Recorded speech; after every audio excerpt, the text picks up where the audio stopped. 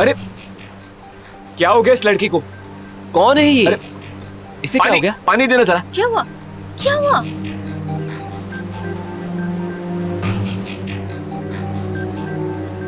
क्या हुआ बोलो।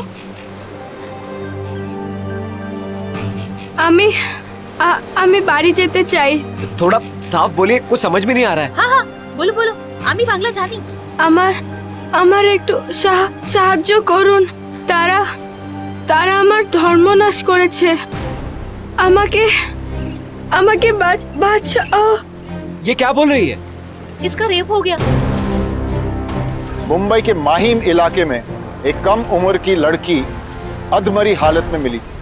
अब सवाल ये था कि ये लड़की कहां से आई और आखिर इसका बलात्कार करके किसने इसे मरने के लिए छोड़ दिया था।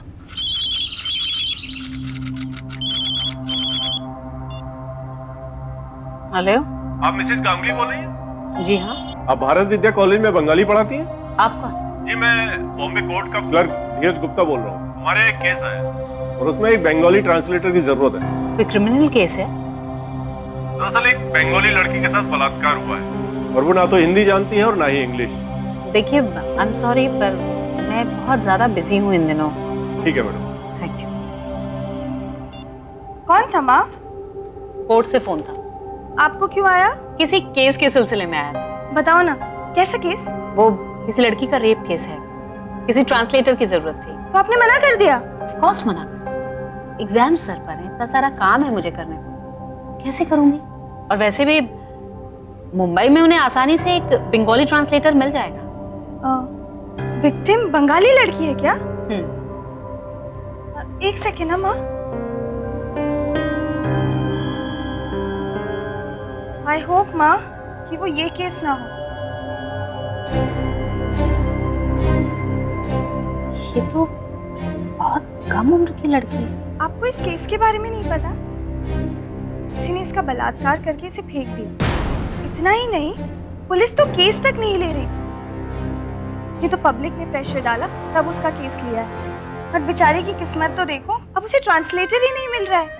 अब प्लीज इसकी हेल्प कीजिए ना, बहुत प्रॉब्लम से गुजर रही है बेचारी। और मैं जानती हूँ आपसे अच्छा तो इसे और कोई मिल ही नहीं सकता। प्लीज।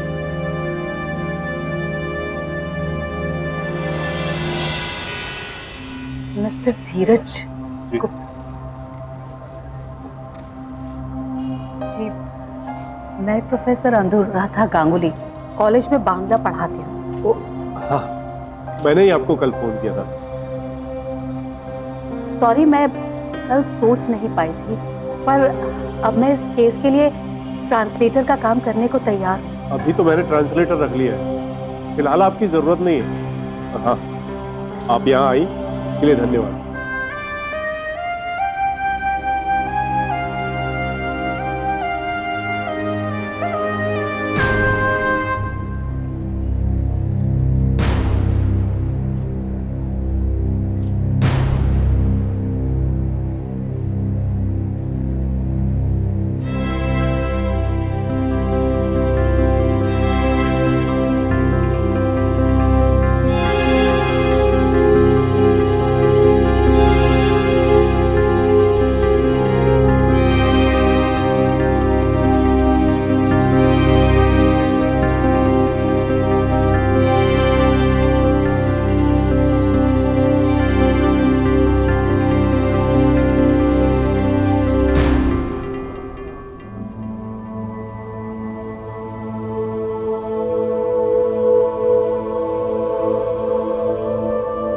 कोर्ट की कार्यवाही शुरू की जाए।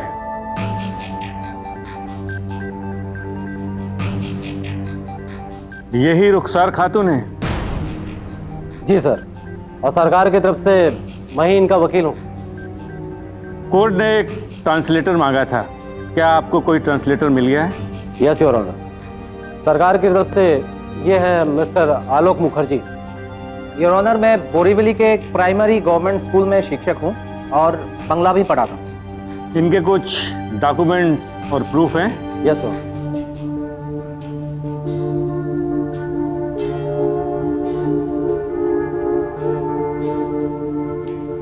ठीक है, हम प्रोसीड करते हैं। বল সবাইকে কি হয়েছিল তোর সাথে? যখন ওরা আমার ধর্মনাশ করে চলে গেল তো আমি পালালাম আর কিছু লোকেরা আমার সাহায্য করলো, সেইভাবে আমি এখানে পৌঁছালাম। रुखसार खातून इसमें कह रही है कि ये पश्चिम बंगाल की है जिनको लूटा गया था, फिर उसके बाद ये कुछ लोगों से मिली जिन्होंने इनकी मदद की।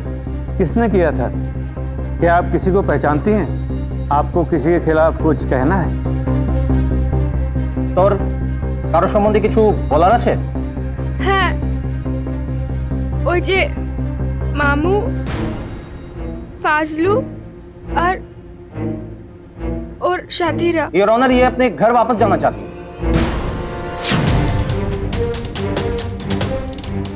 अच्छा, पर मुझे लगा कि शायद उसने किसी का नाम लिया है।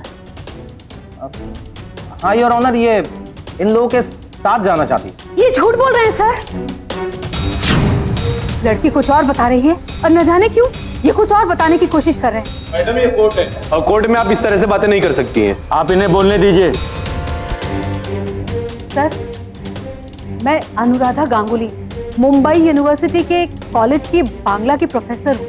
और सर, ये आदमी झूठ बोल रहा है। योर ऑनर, मिस्टर मुखर्जी भी एक्सपर्ट है, ये प्राइमरी स्कूल के टीचर हैं। आप एक मिनट रुकिए, मैं इनसे बात कर रहा हूँ। मिसेस गांगुली, आपको पहले भी इस केस के ट्रांसलेटर के तौर पे काम करने के लिए कहा था, आपने ना कहा था। जी सर,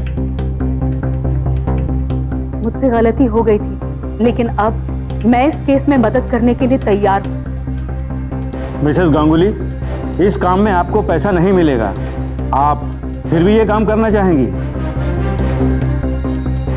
जी सर, इस देश के नागरिक होने की हैसियत से मैं अपनी इस जिम्मेदारी को निभाना चाहती हूँ। लेकिन जब मैं यहाँ पहुंची तो मुझे बताया गया कि इस केस के लिए ट्रांसलेटर को पहले ही अपॉइंट कर लिया गया है। अभी आप कुछ कहना चाहते हैं?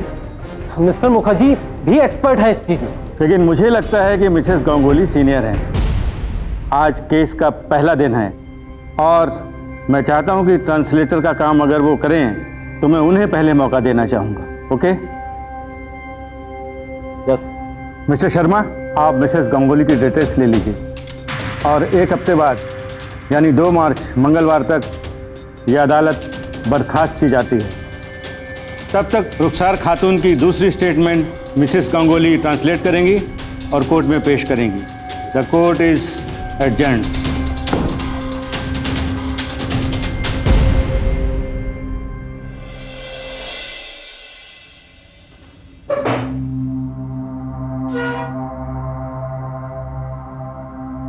দিদি, তুমি কি বাঙালি? হ্যাঁ, আমি বাঙালি। তুমি আমার উপরে বিশ্বাস করতে পারো। ये भी आपने क्या बोला?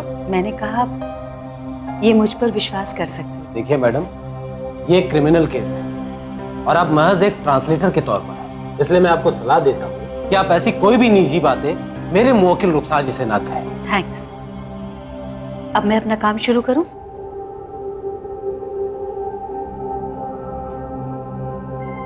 আরে মা, তুই কি কিছু খেয়েছিস?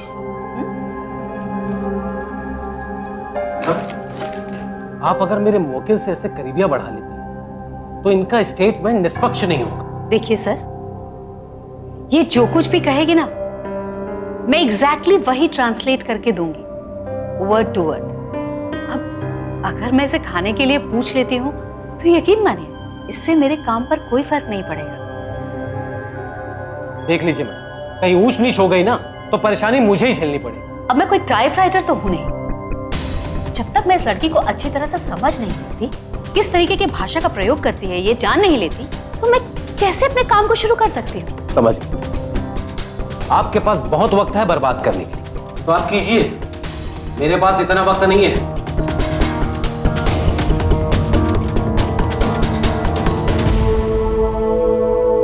তুই আর চিন্তা করিস না, যা কিছু তোর সাথে হয়েছে সব বল।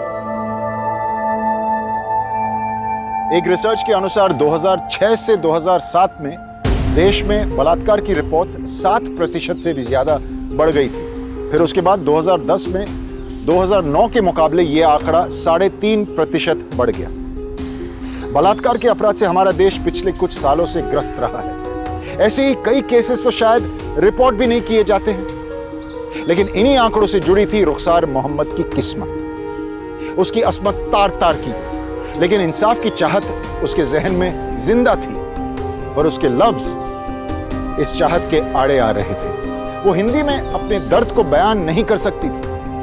जुल्म की एक दर्दनाक दास्तान हिंदी ना बोलने की वजह से दबती जा रही थी। इंसाफ के मंदिर में होने के बावजूद सच की बाह मरोड़ी जा रही थी। आखिर क्यों रुखसार के बयानों को घुमा फिराकर अदालत को गुमराह किया जा रहा था? आखिर क्यों अदालती जिरा को जिल्लत की शक्ल देकर रुखसार की हिम्मत को तोड़ा जा रहा था?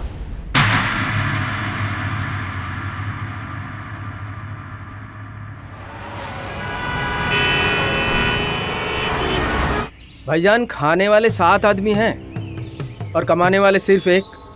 ऐसा कैसे चलेगा और कब तक, बताइए। असले मेरा लड़कियां तो हमेशा से ही पराया धन होती हैं और अब तो दीदी भी नहीं रही, भगवान के घर जा चुकी हैं। अब इस हिसाब से रुखसार का दायित्व हमारे सिर पर है। आप समझ रहे हैं मैं क्या कह रहा हूँ? मेरे हिसाब से चलिए तो सब ठीक हो जाएगा। रुखसार की शादी, खाना पीना, दवा, कपड़े वगैरह सब की जिम्मेदारी मेरी। मैं सब संभाल लूंगा, कोई चिंता करने की बात नहीं है। वो कमाएगी और आपको भी भेजेगी। ठीक আছে। বাবা, আমি যাবো না। मुझे अपने गांव से 13 नवंबर 2005 को मुंबई लेकर मेरे मामा गुलाम रजा आए थे। वो यहाँ काम करते थे और मामा ने मुझे अपने साथ ही यहाँ की एक झोपड़पट्टी में रखा। सबसे पहले तो मैं गुलाम रजा के खिलाफ कंप्लेंट दर्ज करना चाहती हूँ, क्योंकि मेरे मामा होने के बावजूद उन्होंने मेरे साथ जोर जबरदस्ती की और मुझे मेरी मर्जी के खिलाफ अपनी झोपड़ी में रखा और फिर 1 महीने तक लगभग हर रोज मुझे मारा पीटा और कई बार मेरा बलात्कार किया। जिस केन এদিকে হবে, হ্যাঁ? যাওয়ার তো হয়েই গেল। এনে পরে নে।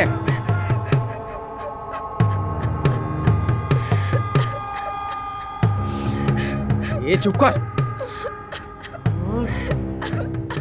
अरे चुप कर ना, ये ऐसे नहीं मानेगी।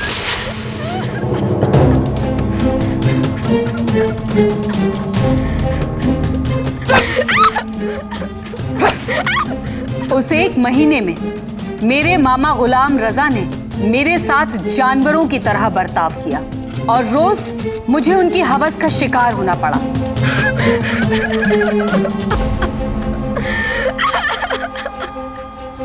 लेकिन फिर एक दिन मेरी चीखें सुनकर कुछ पड़ोसी आ गए।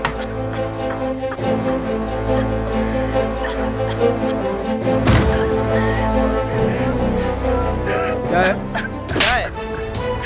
हीरो बन रहा है, हमको पूछता है क्या हो रहा है? बताइए। हमें सब पता है तू क्या करता है यहाँ पर। मेरी बीवी है, वो परेशान कर रही थी इसलिए एक हाथ लगा दिया, बस और कुछ नहीं है भाई।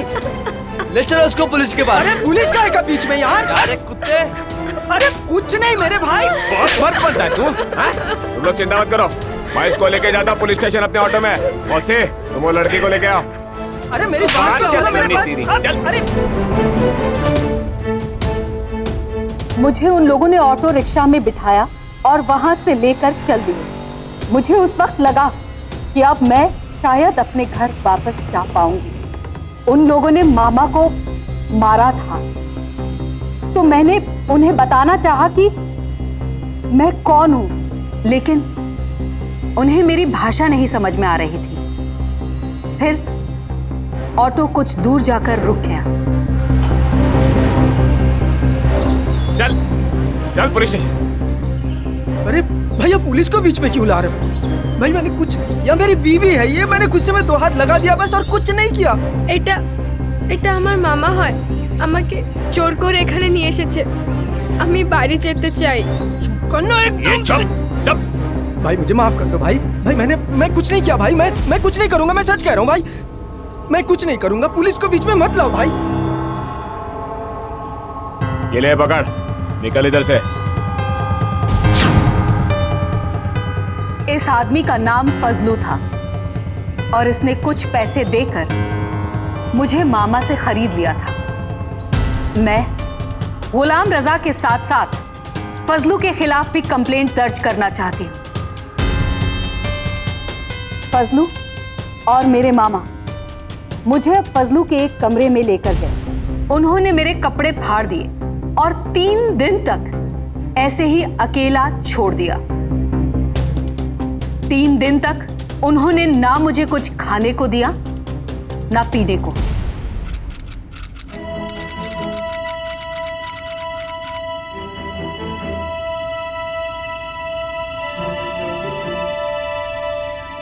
ले, तेरे लिए खाना लाया हूं। मैं तेरे लिए बहुत अच्छा अच्छा खाना लाऊंगा, नए नए कपड़े भी दिलाऊंगा, लेकिन उसके लिए मेरी एक शर्त है। एक बार मैं भी बोला बोला पैरी है क्या? उसके बाद फसलू ने मेरा बलात्कार किया और फिर योर ऑनर, मेरे वकील ने अपने स्टेटमेंट में गुलाम और फजलू के खिलाफ बयान दिए, तो मैं अदालत से दरख्वास्त करता हूं कि इन्हें पुलिस रिमांड में लिया जाए और इनके खिलाफ गबन और बलात्कार का केस चलाया जाए। लेकिन सर, स्टेटमेंट अभी खत्म नहीं हुआ है। मिस्टर शर्मा, पूरा स्टेटमेंट लेने के बाद ही मैं कोई फैसला लूंगा। आप बीच में मत बोलिए। You please proceed. जी सर। अगले दिन जब मैं सो के उठी तो फजलू ने मुझे एक जोड़ी कपड़े दिए और मुझे अपने ऑटो रिक्शा में बिठाकर एक बूढ़े आदमी के पास ले गया।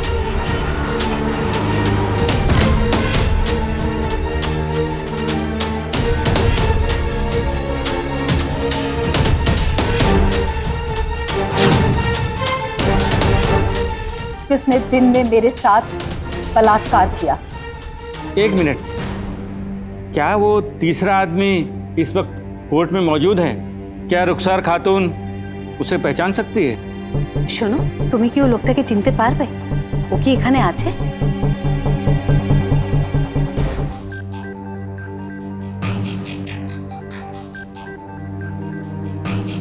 Okay, you proceed.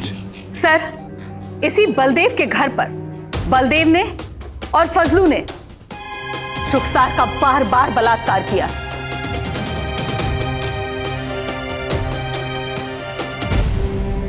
My Lord, ये मेरे मौकिल के लिए बहुत मुश्किल हो रहा है, तो मैं अदालत से दरख्वास्त करता हूं कि मेरे मौकिल को थोड़ा वक्त दिया जाए। ठीक है, अभी हम लंच ब्रेक ले लेते हैं। 1:30 बजे कोर्ट की कार्यवाही दोबारा शुरू की जाएगी। अब तक रुखसार के बयान में 3 आरोपियों का नाम सामने आया था। इन तीनों में से एक तो खुद रुखसार का सगा मामा था और मुंबई लाने के बाद इन तीनों ने रुखसार के साथ हैवानों की तरह बर्ताव किया, उसे मारा पीटा और उसका बार बार बलात्कार किया गया। यह बहुत बड़ा खुलासा था जो अब तक इस केस में जज साहब के सामने नहीं आया था। दोस्तों, एक अनुसाधन के अनुसार देश में 22,193 लड़कियों पर बलात्कार हुआ था। इनमें से 22,172 केसेस रिपोर्ट किए गए और इससे भी ज्यादा चौंकाने वाली और दुखद यह बात है कि इन रिपोर्टेड बलात्कार केसेस में लगभग 2,000 लड़कियां 14 साल से कम उम्र की थीं और लगभग 3,500 से ज्यादा लड़कियां 14 से लेकर 18 साल की। रुखसार भी इन्हीं मासूमों में से एक थी। लेकिन रुखसार ही का वकील क्यों बार बार सुनवाई रुकवाने की कोशिश कर रहा था? क्यों जैसे ही अनुराधा कोई भी नया पहलू जज साहब के सामने पेश कर रही थी, वो वकील बेचैन हो जा रहा था और बार बार खुद अपने ही मुवक्किल के खिलाफ बोलने लग रहा था। अनुराधा खुद भी वकील के तौर तरीके से सतर्क हो चुकी थी, इसलिए उन्होंने रुखसार का पूरा बयान उन्हें नहीं सुनाया था और केस का पूरा खुलासा सीधे कोर्ट में जज साहब के सामने ही किया। लेकिन उन्हें यह नहीं मालूम था कि उनके इस बयान से पुलिस डिपार्टमेंट भी उनके खिलाफ खड़ा होने वाला था। Vashu, very good, you are good there. খুব ভালো করেছো। দেখো খুব তাড়াতাড়ি সব শেষ हो जाए। ये अंदर क्या चल रहा था? आप करना क्या चाहती है? जी आपने अपने स्टेटमेंट में क्या क्या लिखा है वो मुझे बताया क्यों नहीं? मतलब आप बाहर जाकर वेट कीजिए, मुझे मेरे वकील के साथ बात करनी है। मैं बाहर जाकर वेट करूं? क्यों? और आप इससे बात कैसे कर सकते हैं? आपको तो इसकी भाषा ही नहीं समझ में आती। बस। ओ गांगुली मैडम, क्या कर रही हैं आप? इतना तकलीफ क्यों उठा रही हैं? माँ लोपा तुम्हें टिफिन। ओ गांगुली मैडम, ये आपकी बेटी है ना? हाँ, मैं नहीं चाहता कि आपकी बेटी भी इसकी तरह कोर्ट में आकर बयानबाजी करे। हाँ, समझ गई ना आप? क्या है ना मैडम, कहीं ऐसा ना हो कि एक दिन आपकी बेटी की रेप स्टोरी भी आपको ही ट्रांसलेट करना पड़े। देखिए मैडम, हम आपको समझा रहे हैं और इससे ज्यादा समझाना हमें नहीं आता।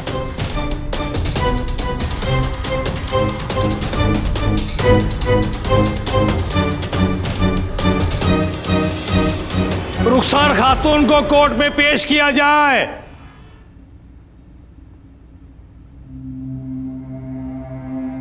योर ऑनर, मिसेस गांगुली की तबीयत कुछ खराब हो गई है, तो मैं अदालत से दरख्वास्त करता हूं कि हमें 1 हफ्ते की मोहलत और दीजिए। अभी आधा घंटा पहले तो मिसेस गांगुली की तबीयत बिल्कुल ठीक थी, ये अचानक कैसे खराब हो गई?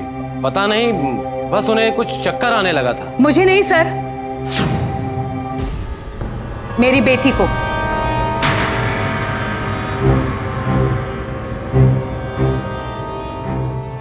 लेकिन अब वो बिल्कुल ठीक है।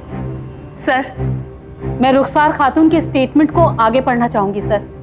प्रोसीड। रुखसार खातून की कोर्ट से ये दरख्वास्त है कि जब तक उसके बयान को पूरा न पढ़ लिया जाए, सेशन को बीच में न रोका जाए। ठीक है, आप आगे पढ़िए।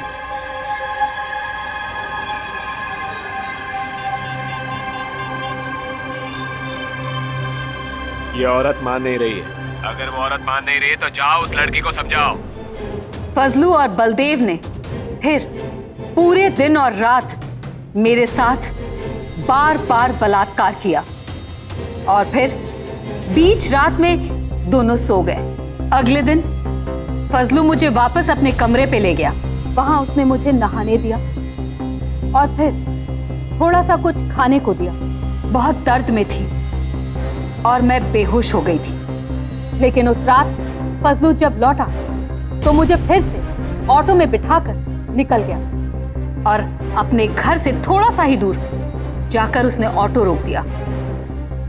मैंने उस जगह को पहले कभी नहीं देखा था, लेकिन जब मैंने इधर उधर देखा तो मुझे एक पुलिस चौकी दिखाई दी। उसके बाहर 1-2 पुलिस वाले पुलिस की वर्दी में खड़े थे और फजलू ने उनमें से एक को इशारा करके अपने पास बुलाया। मुझे नहीं समझ में आ रहा था कि वहां क्या चल रहा है, लेकिन वर्दी में एक पुलिस वाले को देखकर मैं चीखना चाह रही थी, उससे मदद मांगना चाह रही थी, लेकिन तब तक वो पुलिस वाला ऑटो के पास आ चुका था। उसने मुझे देखा और फिर फजलू को देखने लगा। मैं अपनी इस कंप्लेंट में उस पुलिस वाले पर भी केस करना चाहती हूं। उस पुलिस वाले ने और उसके एक साथी ने उस दिन मेरे साथ बलात्कार किया था। माय लॉर्ड, मुझे ये स्टेटमेंट पढ़ने को ही नहीं दिया गया। ये एक नया ही पहलू है जो मुझे पता नहीं, लेकिन क्यों ये अनुराधा जी ने मुझसे छुपा के रखा। माय लॉर्ड, मैं अपने वकील के केस लड़ने के लिए अभी तैयार नहीं। मैं अदालत से दरख्वास्त करता हूं कि मुझे तैयारी करने के लिए कुछ और वक्त दिया जाए। आपको तैयारी के लिए बाद में पूरा मौका दिया जाएगा। मिसेस गांगुली, क्या रुखसार खातून को पक्का पता है कि वो पुलिस वाले ही थे? जी ऑनर, रुखसार का कहना है कि वो उस पुलिस चौकी को पहचान लेगी, क्योंकि उसी चौकी के अंदर उन पुलिस वालों ने रुखसार का बलात्कार किया है, जहां बाद में फजलू भी आ गया था। और इन पुलिस वालों के बाद फजलू ने भी रुखसार का बलात्कार किया। योर ऑनर, ये इन्फॉर्मेशन बहुत अहम है। मुझे तो सही तरीके से मौका ही नहीं मिला कि इसे मैं कोर्ट के सामने पेश कर पाऊं। आपको पिछला हफ्ता पूरा दिया गया था, अब आप इस तरह बीच में मत टोकिए। अगर हमें कुछ पूछना होगा तो हम आपसे पूछ लेंगे। अब इन्हें बोलने दीजिए, प्लीज प्रोसीड। जी सर।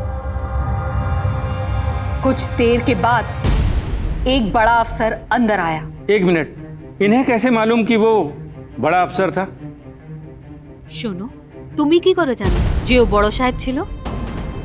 কেন কি দারোগারা সবাই সাহেব বলছিল? सर, क्योंकि बाकी के पुलिस वाले उसे साहेब कहकर बुला रहे थे। আর সবাই সালাম করছিল আর তার সামনে আসতে সবাই দাঁড়িয়ে গেল। क्योंकि उनके आते ही सब खड़े हो गए और सबने उन्हें सलाम किया। योर ऑनर, एक तरफ ये कहती है कि इन्हें हिंदी समझ में नहीं आती और दूसरी तरफ इन्हें इतनी बड़ी चीज समझ में आ गई। मुझे लगता है कि ये झूठ बोल रही हैं। मिस्टर शर्मा, मैं काफी देर से सोच रहा था कि आपको तो बतौर सरकारी वकील इस औरत की तरफ से चुना गया है। शायद मैं गलत था, है ना? माय लॉर्ड, मेरा मतलब ये था कि मैं बस। आप आगे बढ़िए। जी सर। उस अफसर ने भी आने के बाद मेरा बार बार बलात्कार किया और वो अफसर छठा मुजरिम जिसने मेरे साथ बलात्कार किया। मुझे ये ठीक से याद नहीं कि उस दिन मेरे साथ कितने पुलिस वालों ने बलात्कार किया और कितनी बार किया। मैं पूरे होश में नहीं थी। फिर जब मुझे होश आया तो मैंने देखा कि रात हो चुकी थी। मैं वापस बलदेव के घर पर थी और वो मेरा बलात्कार कर रहा था। अब मैं ये पक्के तौर पर नहीं कह सकती कि ये उसी दिन की बात है या अगले दिन की, लेकिन बलदेव और फजलू शराब पी रहे थे और बारी बारी से मेरा बलात्कार कर रहे थे। मैंने खाना नहीं खाया था, इसलिए मुझे ठीक से याद नहीं है कि ये सब कितनी देर तक चला। और फिर एक वक्त ऐसा आया कि दोनों शराब के नशे में धुत होकर मेरे पास ही बेहोश हो गए। मेरे पैर सुन्न हो चुके थे और जब कुछ घंटों के बाद मुझ में थोड़ी जान आई तो मैं धीरे से खड़ी हो गई।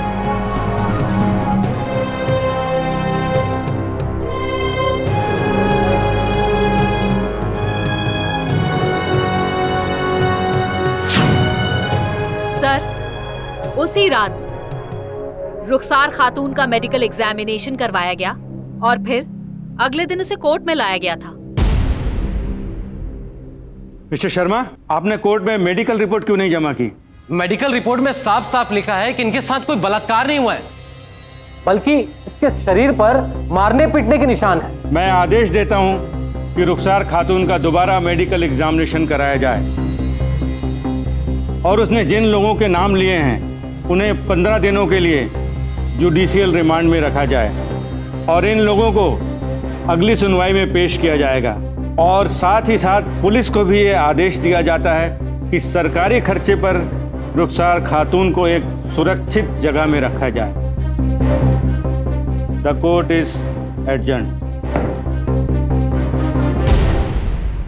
तू यार चिंता करिस ना, भूले जा और आराम कर। जज साहब रुखसार के खिलाफ हुए अत्याचारों के बारे में सुनकर परेशान हुए और अदालत की पूरी कोशिश रही थी कि रुखसार को इंसाफ मिल पाए। ये रुखसार के लिए बहुत बड़ी जीत थी, लेकिन यहां तो रक्षक ही भक्षक था। इंडियन पीनल कोड के सेक्शन 376(ब) के तहत अगर कोई भी सरकारी अफसर या मुलाजिम किसी महिला के साथ, जो महिला उनकी हिरासत में है, जोर जबरदस्ती करे या उन पर बलात्कार करते हैं तो उन्हें 5 साल तक की कारावास और जुर्माना भी भरना पड़ सकता है। सर, हम आशा करते हैं कि आप अपने बीवी को अच्छी तरह से समझा पाए, उन्हें इस केस की गहराई और गंभीरता के बारे में बता पाए, क्योंकि उन्होंने हमारी सारी बातों को अनसुना कर दिया। क्या हो रहा है ये सब? कौन हो तुम लोग? मैडम, आपको लगता है कि हम लोगों को समाज में जीने का अधिकार नहीं है? आपने तो हमें कोने में ढकेल दिया। कुछ कर ही नहीं सकते।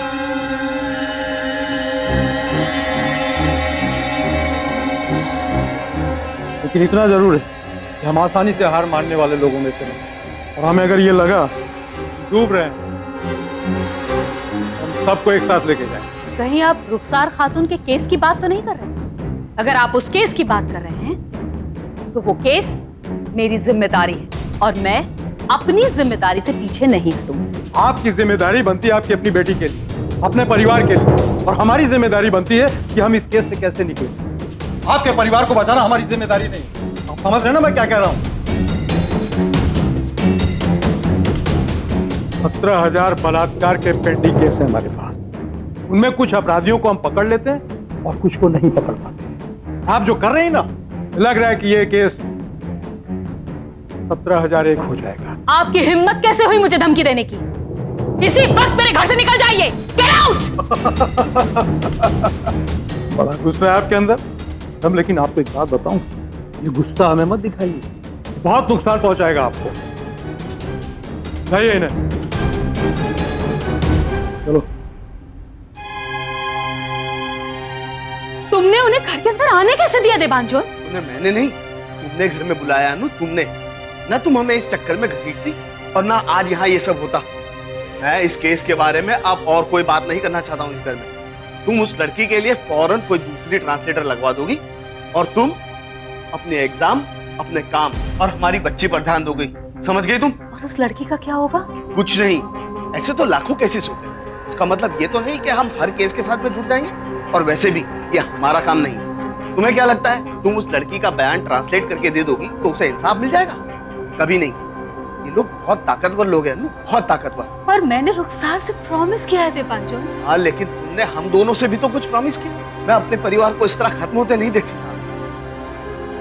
पुलिस और रुखसार का मामा मिलकर रुखसार को डरा धमका के इस केस को रफा दफा करना चाहते थे। उन्होंने अनुराधा गांगुली के पति देवांजन को इतना डरा दिया कि वो अपनी बेटी लोपा को लेकर कोलकाता चले गए। इस बात से अनुराधा भी बहुत परेशान हो गई और अपने परिवार की सुरक्षा के दबाव में आकर उन्होंने भी फैसला ले लिया कि वो इस केस को छोड़ देंगी।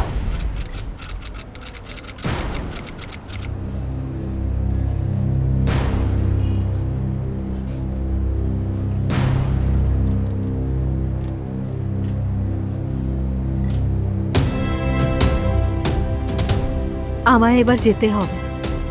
এর বেশি তোর সাথে থাকতে পারবো না। কিছু দরকারি কাজ আছে, একটা অন্য লোকের তোর সাথে থাকার জন্য ব্যবস্থা করে দিয়েছি। সে অনেক ভালো লোক, তোর ভালো খেয়াল রাখবে। কিছু কাগজ জমা দিতে আছে আমায়। এবার আসি। এরা জবের থেকে আমায় নিয়ে গেছিল, রোজ দিন আমার ধর্মনাশ করা হয়েছে। কি? কিন্তু তুমি তো পুলিশের কাছে ছিলে না? এরা আমায় জোর করছে আমার বয়ান বদলাতে, কিন্তু আমি সেটা করতে চাই না।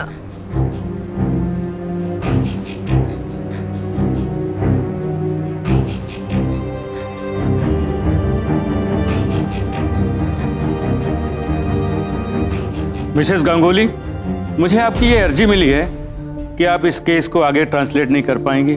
नहीं सर, वो गलत एप्लीकेशन है। मेरी अर्जी यह है कि पब्लिक प्रोसिक्यूटर को बदला जाए। मिस्टर शर्मा इस केस को नहीं लड़ सकते सर। रुखसार खातून ने कोर्ट से मांग की है कि उनके वकील को बदला जाए।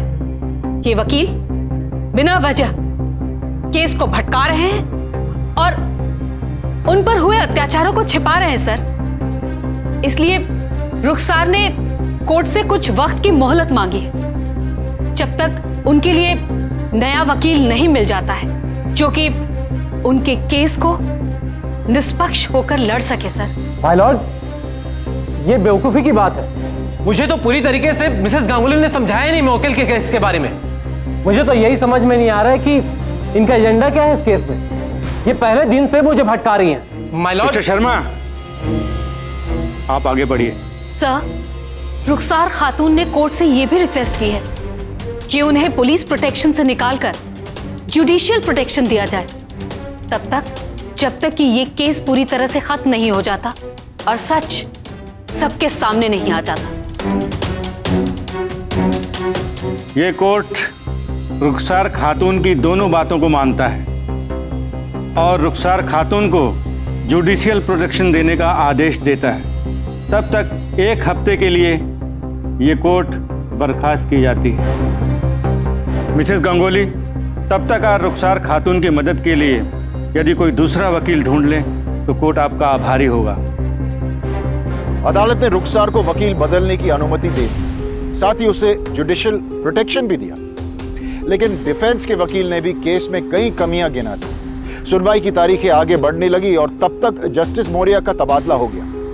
इसी मौके का इंतजार आरोपी कर रहे थे और उन्होंने अपनी पहुंच का फायदा उठाकर रुखसार को पुलिस की निगरानी में ही डलवा दिया। आए दिन उसे डराया धमकाया गया कि वो ये केस वापस ले ले, लेकिन रुखसार ने न हार मानी और ना ही अनुराधा ने।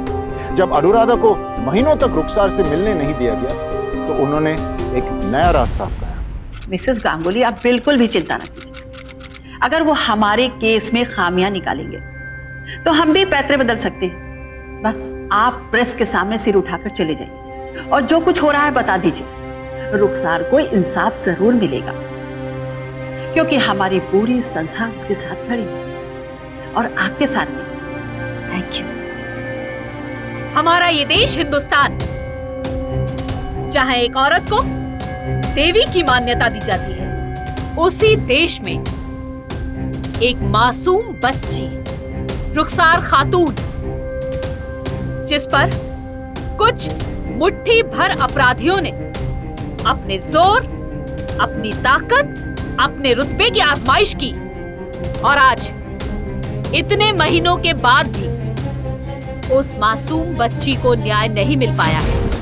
We want justice! We want justice! We want justice! रुखसार को इंसाफ दो! We want justice! We want justice! We want justice!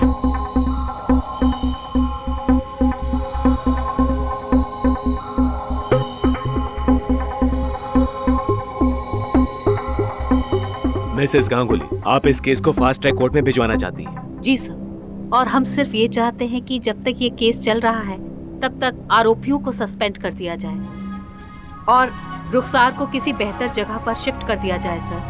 ठीक है, आप अपने वकील को कहकर रुखसार की कस्टडी के लिए एक एप्लीकेशन दे दीजिए। Thank you sir.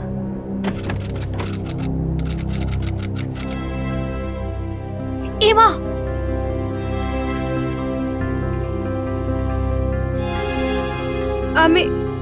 আমি এখনো হার মানিনি দিদিভাই, আমি এখনো হার মানিনি। জানি মা, জানি আমিও হার মানিনি। इतना सब कुछ हो जाने के बाद रुखसार खातून, आपको जरा भी डर नहीं लगा? যা কিছু তোমার সাথে হয়েছে ও সব দেখে ওর পর তোমার ভয় করেনি? আমার উপর এত ঝড় গেছে যে হাওয়ার গাছ হয়ে না। इन्होंने मेरे साथ जो कुछ भी किया उससे ज्यादा बुरा ये और क्या कर सकते थे।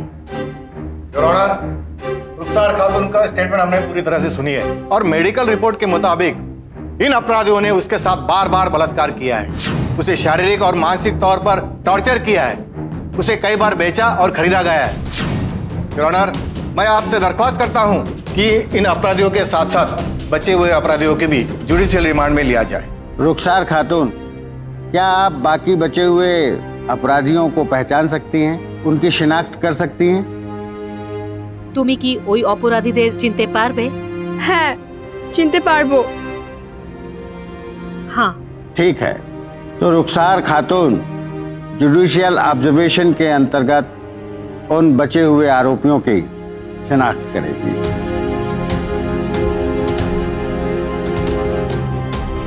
The court is adjourned.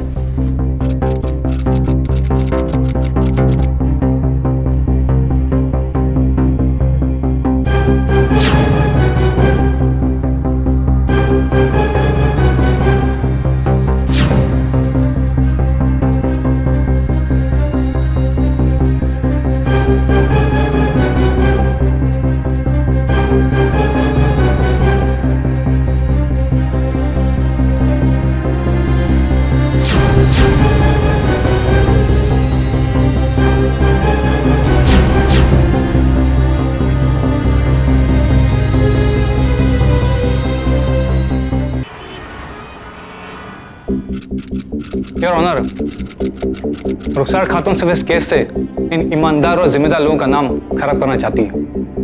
दोनों ही पक्षों के वकीलों ने जज के समक्ष अपनी अपनी सफाई पेश की। मुजरिम पक्ष के वकील ने अपना पूरा जोर लगा दिया और तमाम सबूतों और बयानों को मैंने सुना। कोर्ट इस नतीजे पर पहुंची है कि इन तमाम आरोपियों के खिलाफ कार्रवाई की जाए। केस की सुनवाई इन सभी के बयानों के बाद होगी और ये सुनवाई आज से ठीक 1 महीने बाद की जाएगी। The court is adjourned.